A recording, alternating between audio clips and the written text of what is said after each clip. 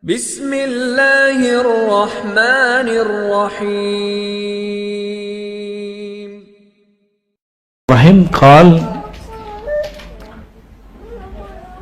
Jadi ini membahas tentang orang yang membual dengan ilmu ma'rifat, tapi pada prakteknya sebenarnya dia nggak paham-paham juga, ya, dia nggak paham-paham amat yang dibicarain, ya, karena amal pertama itu fiqhul qalb, hati yang faham, itu amal pertama.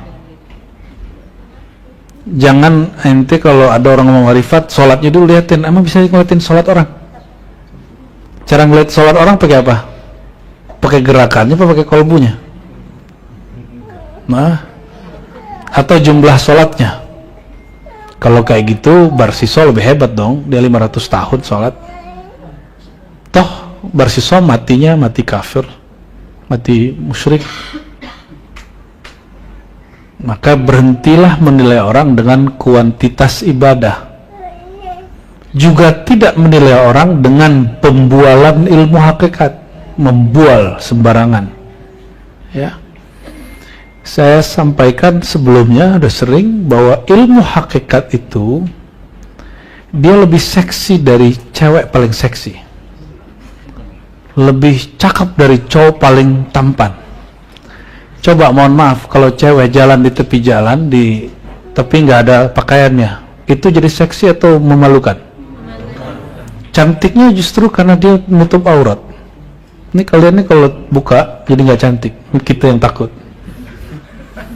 Takut kita jangan-jangan OD apa? Ya, orang punya gangguan jiwa ya. Semakin ditutup, semakin orang penasaran. Artinya apa?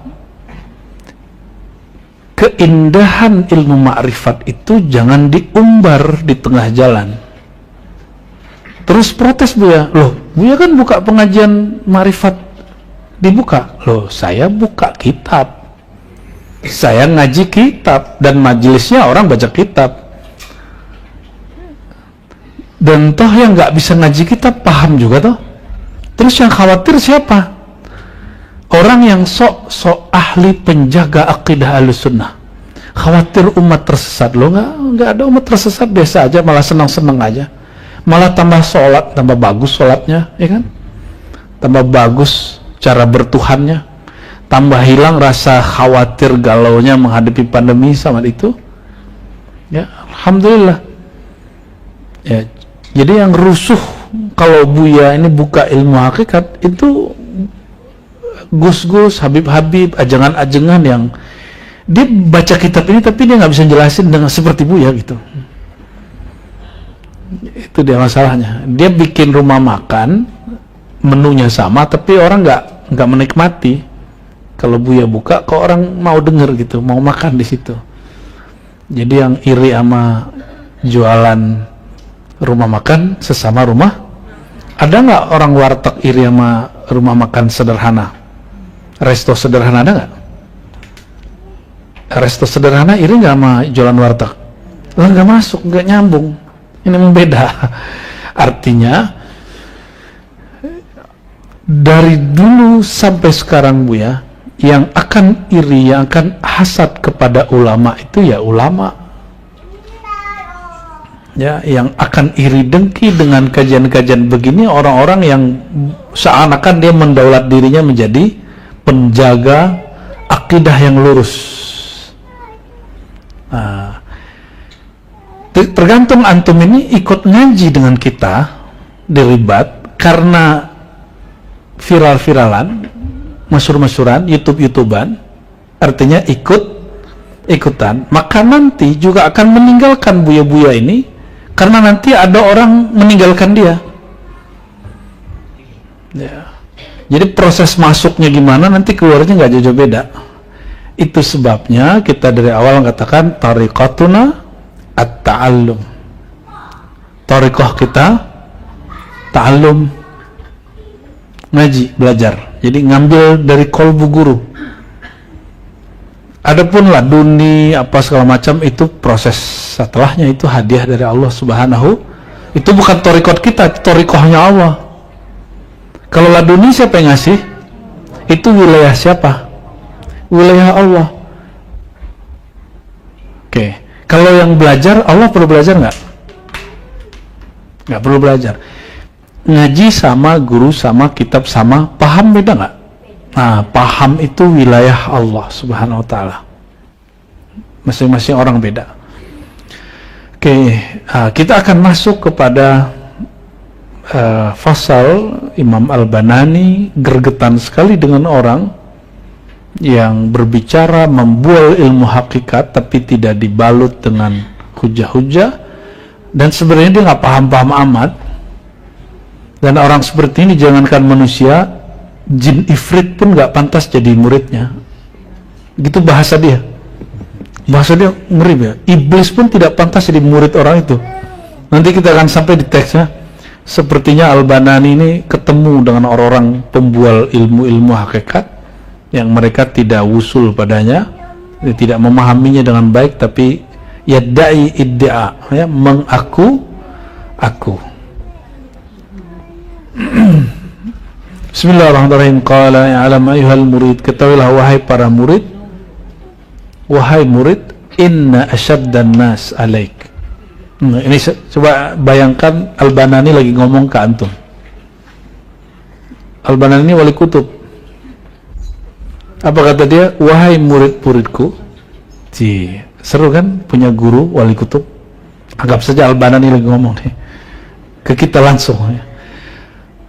Inna asyaddan nasa alaika fasada, orang yang paling berbahaya merusak dirimu fil uqdah, dalam ikatanmu, ya, suhbatu man la yadulluka 'ala Allah,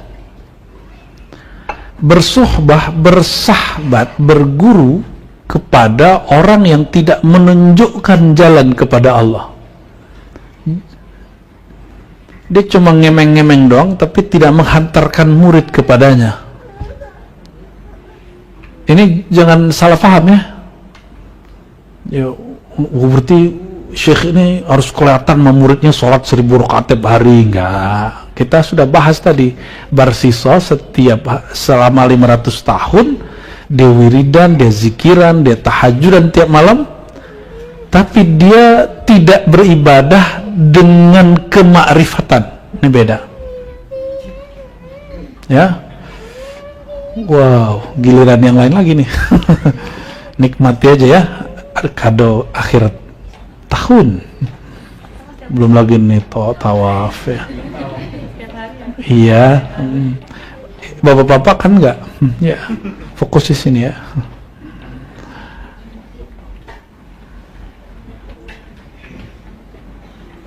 Jadi apa yang paling merusak kita?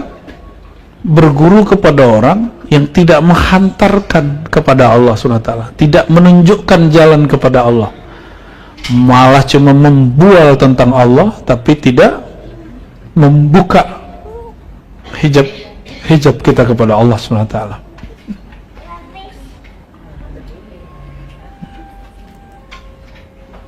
Maka Imam Syafi'i ketika dia tidur di rumah Imam Ahmad, dia sholat tahajud sepanjang malam nggak? Enggak. Ya. Dia makan sedikit nggak? Enggak, dia makan banyak.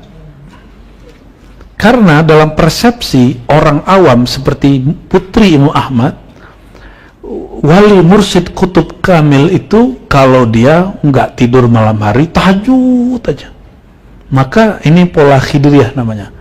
Karena ada satu riwayat teks Bu ya, disebutkan bahwa Imam Syafi'i pernah jumpa dengan Nabi Khidir. Nah, disinilah kita mengkritisi orang yang mengatakan Bukhari tidak percaya Nabi Khidir hidup. Ente salah paham. Al-Bukhari secara ilmu hadis tidak menemukan bahwa Nabi Khidir hidup, tapi dia tidak menolak kehidupan Nabi Khidir. Beda toh? Beda. Itu Bukhari marah tuh kalau ada orang begitu tuh. Kita bila mengatakan ya, wa jami'il ahadits ma ta'allaq bihayatil Khidir ya, ba'da nubuwwati sayyidina Muhammad batil, maudhu, kazzab, labas ya. Jadi kalau ada orang mengatakan hadis tentang hidupnya Nabi Khidir sampai umat Nabi Muhammad itu hadisnya palsu, gak ada masalah sama kita. Itu kan riwayat hadis. Hadis ini secara epistemologi penentuannya adalah empirik, dihafalkan, didengar, disalin, diriwayatkan. Kalau persoalan Nabi Khidir itu persoalan empirik atau persoalan rohani? Rohani.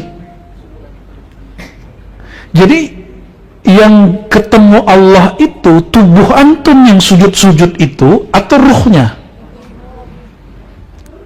Maka yang disebut menunjukkan jalan kepada Allah, menunjukkan jalannya kalbu kepada sir-sir kepada ruh, atau sekedar banyak-banyak sholat. Itu riya, itu riya fir riya, dan banyak mursyid begitu. Dia riya kepada muridnya. Dia bukan ibadah karena ingin dilihat Allah, tapi ingin dilihat muridnya. Coba perhatiin Abu Yazid, Junaid, ya, itu mereka pernah ngomong dulu di majelis-majelis mereka. Apa kata mereka? Seandainya murid melihat kami sekarang, tazandaku, mereka zindik. Tapi kalau mereka tahu masa lalu kami, mereka pasti akan rajin ibadah. Maksudnya apa itu? Dan wali-wali kutub itu memang semakin tinggi kewaliannya, dia semakin santai amalnya. Maka penunjuk contoh dari guru itu bukan contoh kuantitas ibadah. Yang ditunjukkan itu makrifat dari kolbunya ke dalam sirnya. Dari sirnya masuk ke dalam rohnya. Ini amal lebih tinggi. Kenapa? Sayyidina Muhammad SAW ditanya, apa amal yang paling mulia? Sahih Bukhari. Apa jawaban beliau? Al-imanu billah. Iman engkau kepada Allah, tasdik engkau, percaya engkau kepada Allah. Maka Asy-Syaikh dalil qalbi ilallah. Syekh itu dalilnya kalbu, GPS-nya kalbu, penunjuk jalan kalbu kepada Allah, bukan penunjuk amal zahir semata ya. Jadi jangan ketipu. Maka diribat kita menjaga syariat, tapi kita tidak mendewa-dewakan orang yang banyak kualitas ibadahnya. Maka di kita sini nggak ada kan mau beli mobil sholawatan 4.444, nggak ada. Walaupun ijazahnya ada di sini, kita nggak pakai itu. Ya, biar sakti baca hasbunallah wa ni'mal wakil 450 kita pakai, tapi bukan untuk kesaktian. Kita pakai untuk khatam zikir Imam Syazili. Ya. Oke, jadi yang dimaksud menunjukkan jalan bukan sekedar memberi contoh amal zahir, karena itu bisa saja syaitan bertubuh manusia melakukan itu. Nah, inilah ujian pertama murid, menghitung-hitung kuantitas amal guru. Saya pernah ngejain panitia dulu ya. Setiap kali masuk mobil, keluar mobil, turun, gerak dikit, astagfirullah, alhamdulillah, sengaja. Ini orang syak sama kita. Udah 3 hari dia minta maafin Buya, saya udah syak Buya, ternyata Buya dia ahli zikir. Gerak dikit, astagfirullah, turun mobil, astagfirullah, ilahilallah, ternyata Buya itu ahli zikir, ampun Buya. Dalam hati lu kena prank. Emang zikir itu cuma gaya-gayaan begitu. Maka ada suatu athar di Syu'abul Iman, khairu dzikri ma khafi, riwayat Baihaqi, sebaik-baik zikir yang disembunyikan di dalam kolbu, karena tidak ada riya di situ. Saya sengaja ngerjain dia itu. Akhirnya kita diyakini wali ya. Ya, anda dikirain wali ya. Ya lucu lah gitu ya. Yang pasti kita wali anak-anak kita ya, wali murid. Fayadkhul fi hadha kulli wahidin wa akbarun nas fasadan man tajidul haqa'iqa tanhamiru min lisanihi kalma wa huwa min amaliha khalin. Orang yang paling merusak, orang yang engkau dapatkan ilmu hakikat tumpah ruah ya dari mulutnya, tapi dia tidak jauh daripada mengamalkannya ya. Khalin itu kosong. Coba cek selama pandemi kemarin, itu pada lupa kan? Karena memori kita sangat pendek sekali. Selama pandemi, ahli-ahli tahajud pada ketakutan nggak? Orang yang rajin puasa Senin Kemis ketakutan? Orang yang banyak zikir pagi sore ketakutan? Ketakutan semua. Artinya amalan antum masih baru kulitnya, tembus ke kalbu, kepikiran pun tidak. Kena berita sedikit udah ketakutan. Mana yasinannya yang dulu itu yasinan? Ya, mana torikot-torikotnya hebat itu? Kok pada ketakutan semua? Takabur nggak boleh, cuma kok gelisah? Tandanya amaliyah itu baru pada kuantitas. Masih ingat hadis Nabi yang menyebutkan alim tidur lebih ditakuti syaitan daripada orang jahil sholat? Ini sudah cukup menyebutkan bahwa amal paling tinggi itu fiqhul qalb, pemahaman di dalam kalbu. Karena orang tidur, kalau dia tertidur, pahamnya hilang nggak? Pahamnya tetap ada, dia bangun tidur, dia amnesia nggak? Tapi kalau orang sholat, tertidur, sholatnya batal nggak? Buya nih sujud, Buya terus nggak bangkit-bangkit, ngorok, sholatnya batal? Batal. Kalau orang alim tertidur, ilmunya batal nggak? Nggak. Paham maksudnya? Jadi orang yang paling berbahaya itu orang yang ngobrol ma'rifat tapi tidak menunjukkan jalan kepadanya. Jalan apa? Bukan jalan amal zahir semata, tapi amal batin. Masih ingat Imam Najmuddin Kubra membagi thariqat 3? Catat ya. Thariqat abidin, ahli ibadah. Yang kedua, thariqat salikin, ahli riyadah, suka latihan, suka wiridan, suka tirakatan. Itu kelompok 2. Kalau perlu jalan kaki dari Surabaya ke Suramadu dikit dekat mau biar Surabaya ke Banten biar jalan kaki dilakoni, itu salik. Syukur-syukur saliknya tembus. Thariqah ketiga, thariqatul mahabbah wal ma'rifah. Beliau mengistilahkan mahabbah, tapi di istilah kita ma'rifat. Bertentangan tidak. Mungkinkah orang mahabbah tanpa kenal? Maka mahabbah ma'rifah itu dia ya kesatuan. Itu ditulis oleh beliau dalam satu risalah yang kita sudah pernah buat Zoom, zaman-zaman Zoom masih kenceng ya. Risalah at-turuqi ilallahi azza wajal, risalah jalan-jalan menuju Allah. Disebut zikir, orang awam bayanginnya tasbih 11.000, atau kalau para salik 11.000 kali 7. Kalau alim marifat enggak. Keselarasan kolbumu, sirmu, ruhmu dengan tubuhmu. Itu dia yang disebut zikir. Maka zikir sesaatnya orang arif setara dengan 70.000 kali orang sholat. Kalau di hadis lebih ngeri lagi. Sujudnya orang yang alim lebih utama, ngajinya orang alim satu bab saja lebih afdal daripada 1000 kali sholat. Itu baru satu bab, satu fasal ente belajar ma'rifat, mengenal Allah ya.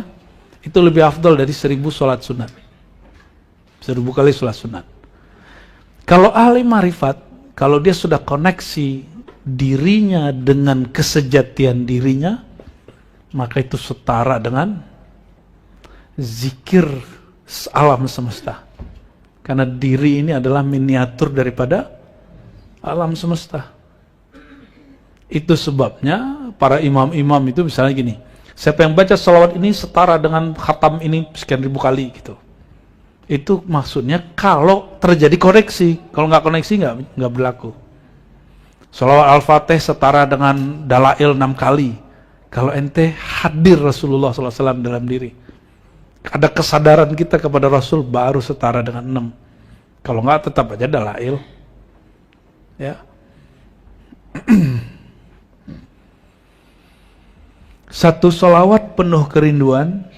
Ada orang 4.000 kali sholawat, kepikiran restonya biar laku. Mana yang lebih tinggi? Satu sholawat meneteskan air mata karena rindu. Lalu ada yang sholawat 10.000 tambah 1 supaya naik jabatan. Mana yang lebih afdal? Satu kan sholawat.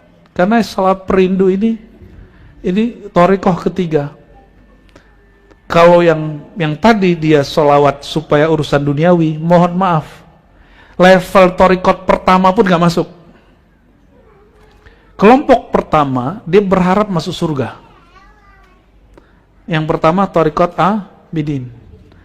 Kedua, dia berharap tenang. Dia berharap bahagia. Dia ingin jadi orang yang happy di dunia. Mencari ketenangan jiwa. Kalau kelompok yang ketiga, dia ingin ketemu sumber kebahagiaan dan membersamainya selama-lamanya. Beda toh? Beda nggak? Orang awam taunya bahagia itu di surga. Mereka lupa sumber surga itu siapa. Yang megang kunci surga siapa? Harusnya deketin yang megang kunci surga dong. Kalau orangnya agak cerdas-cerdas sedikit gitu. Ya. Ya kan? Kenapa orang lomba-lomba jadi pejabat, para pengusaha ini? Karena di situ ada kunci-kunci kekayaan. Nah, ada juga tuh urusan begitu, urusan Jabarut dan Carut Marut itu. Allahumma sholli ala sayyidina Muhammad. Nyambung, connect? Kalau orang beribadah berharap naik pangkat, berharap restonya, rumah makannya laku, ente jangankan thariqat ketiga, yang pertama aja gak masuk. Ini yang kemudian dikatakan oleh Imam Asy-Syadzili, itu sehina-hina hamba, itu sebenci-bencinya Allah itu orang. Kenapa? Dia gunakan amal-amal ukhrawi, amal-amal suci untuk hal yang rendah. Jadi kepada saudara-saudariku yang dulu pernah belajar dimanapun ya, belajar zikir supaya ini, zikir supaya ini, itu namanya thariqat hikmah ad-daniyah, hikmah rendah. Kalau belajar hikmah itu hikmah al-aliyah, hikmah yang tinggi, yang disebut Quran, wa may yu'tal hikmata faqad utiya khairan katsira. Siapa yang diberikan al-hikmah, hikmah itu dalam bahasa lama itu disebut cinta kebijaksanaan, ya, atau boleh juga disebut kemakrifatan, yang ujungnya rasa kenal, rasa rindu, rasa cinta kepada sumber cinta itu, yaitu Allah Subhanahu wa ta'ala.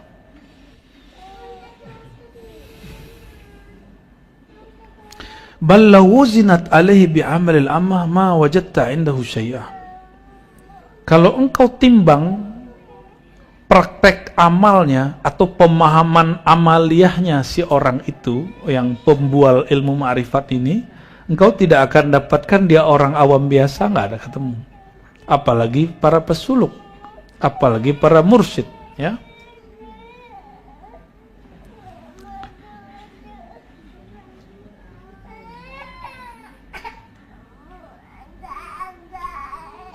وهذا أيها الفقير تجب عليك فرقته من عداوته لأنه عدو لله ولك.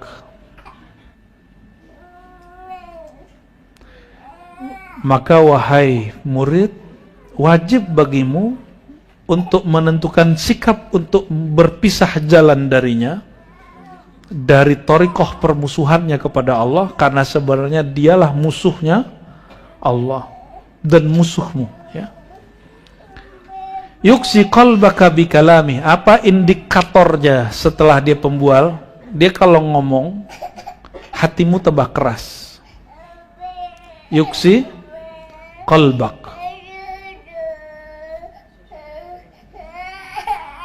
Wa yasudduka 'anillahi bihalih.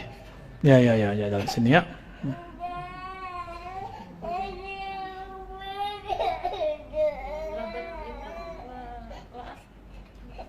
Masyiti.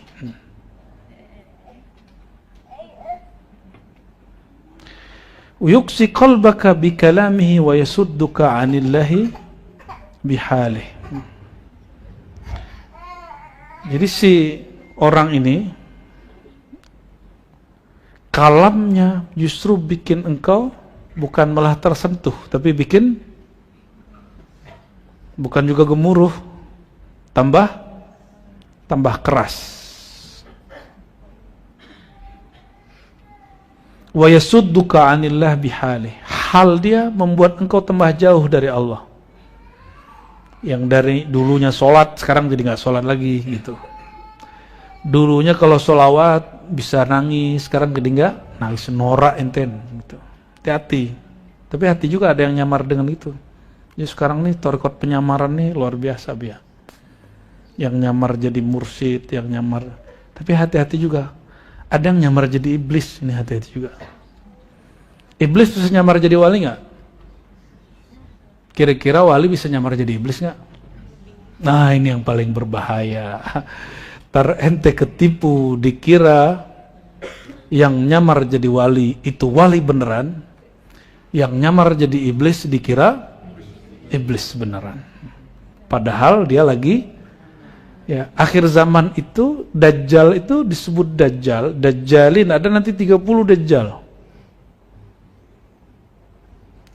Mereka nyamar jadi wali karena kulluhum bahkan nyamar jadi rasul. Kulluhum ya'dai ar-risalah an-nubuwah. Dalam hadis Tirmizi mereka ini ngaku semuanya jadi nabi. Semuanya ngaku jadi rasul. Berarti di atasnya wali dong. Benar gak? Maksudnya apa ini? Wali syaitan nyamar jadi wali Allah. Itu akhir zaman. Berarti yang mau cari yang mana nih? Berarti yang benar di mana nanti? Imam Mahdi udah jelas. Imam Mahdi udah jelas. Dianya ente yang nggak jelas. Ya. Ada wali beneran nyamar jadi orang, jadi wali syaitan itu nanti. Sebagaimana hebatnya wali syaitan nyamar jadi wali Allah, nanti juga dahsyat sekali wali syaitan, wali Allah nyamar jadi wali syaitan. Di situ orang tipu semua nanti. Illa man rahimahullah, kecuali yang Allah rahmati.